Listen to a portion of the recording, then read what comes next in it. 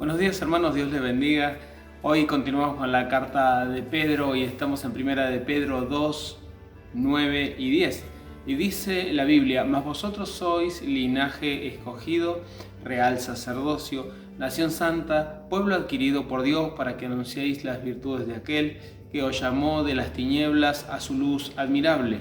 Vosotros que en otro tiempo no erais un pueblo alcanzado, pero que ahora sí sois pueblo de Dios, que en otro tiempo no habías alcanzado misericordia, pero que ahora habéis alcanzado misericordia.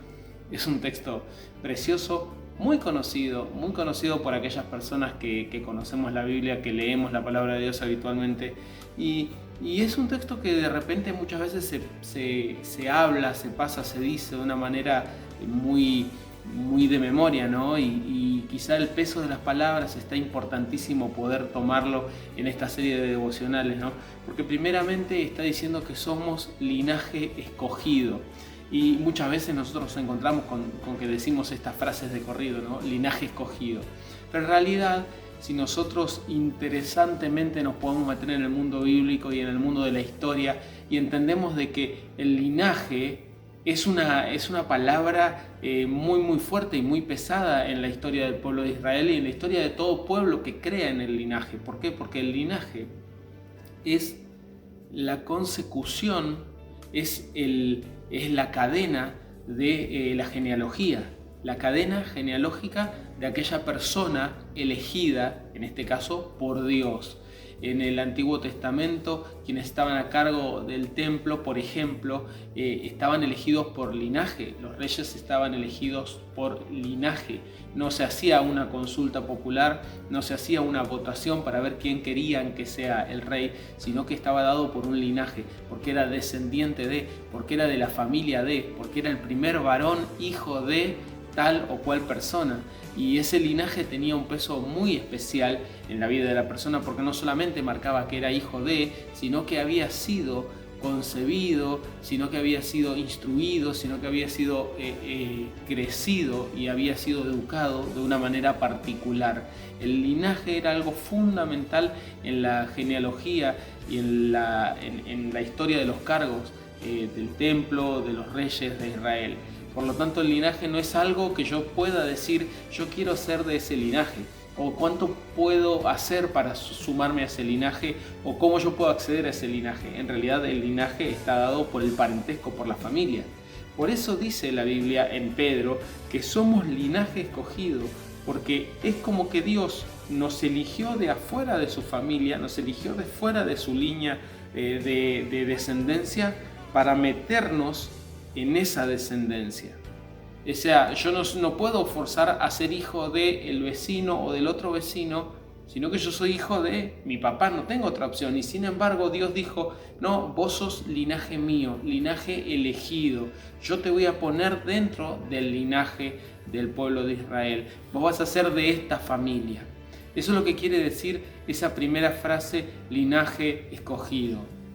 La segunda frase, real sacerdocio, en realidad son pesos diferentes que tienen las dos palabras y son palabras hasta en un punto casi antagónicas o que no se tocan en ningún punto. Si pensamos en la función que tenía el sacerdote, era una muy específica y tenía que ver con toda la concepción religiosa de aquel tiempo.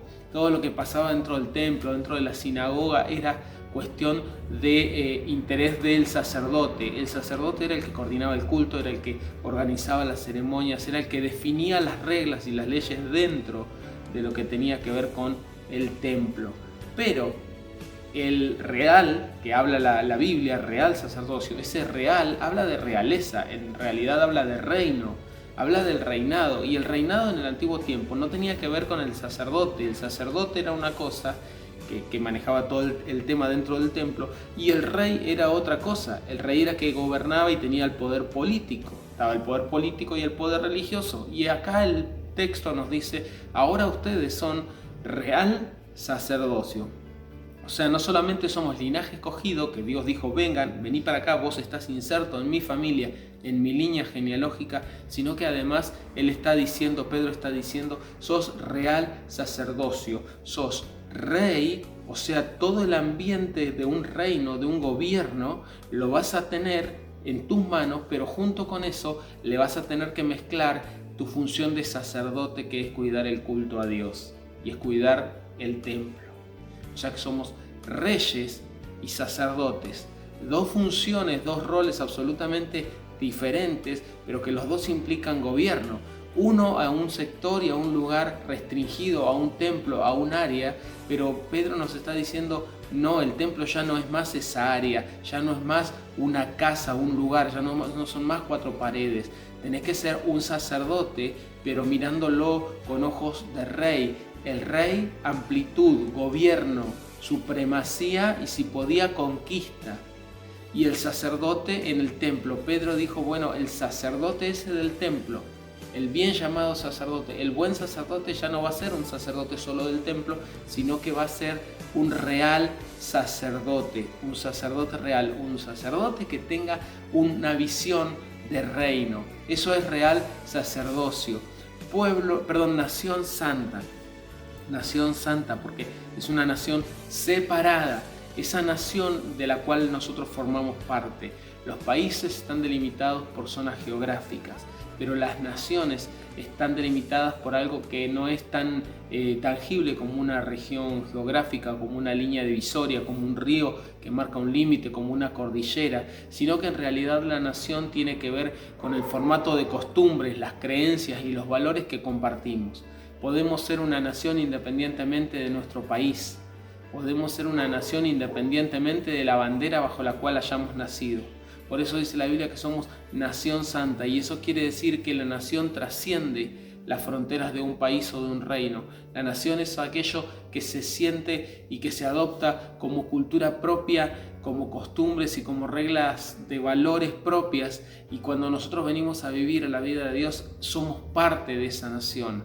No solamente que Él nos inserta en el linaje, nos pide que seamos sacerdotes pero con una visión de reino, sino que además nos dice que somos una nación santa. Estamos insertos, metidos dentro de esa nación que fue apartada. Somos un pueblo adquirido por Dios, sigue diciendo el texto. Y adquirido por Dios, ¿por qué? Porque antes no estábamos bajo su gobierno. Antes el mensaje no había sido para nosotros, el mensaje había sido específicamente para la casa de Israel. Pero sin embargo, Él decidió comprarnos, adquirido por Dios de una manera especial. Ustedes fíjense que un rey no necesita andar buscando otra gente para meter dentro de su reino, con los que ya tiene alcanza y sobra. Y de última, si quiere más gente, la puede traer a su reino, pero como esclavos. ¿Por qué necesita tener más reyes o más sacerdotes? Y sin embargo, Él, Dios mismo, dijo, ustedes son un pueblo adquirido. Yo los compré, yo los traje a mi reino y no los traje para que sean esclavos, sino al contrario, los traje para que sean libres, y no los traje para que sean gobernados, sino para que ustedes gobiernen. Qué preciosa esta palabra y este texto. Y dice, ¿para qué? ¿Para qué Él hizo todo eso?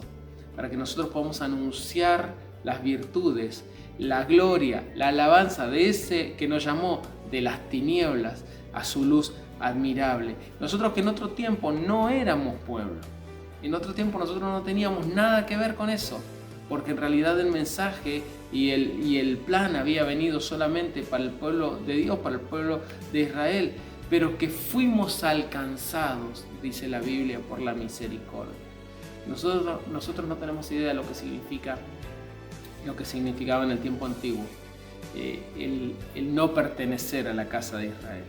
Israel era el pueblo de Dios, el ejército de Dios. Israel era el pueblo elegido, y sin embargo, por ese amor tan grande que Jesús tuvo cuando Él murió en la cruz, no solamente que salvó y vino a dar libertad a Israel, sino que vino a predicar a todo el resto el año agradable. O sea que aunque vos fueras extranjero, ya no eras más extranjero, vení, ya sos pueblo adquirido por Dios.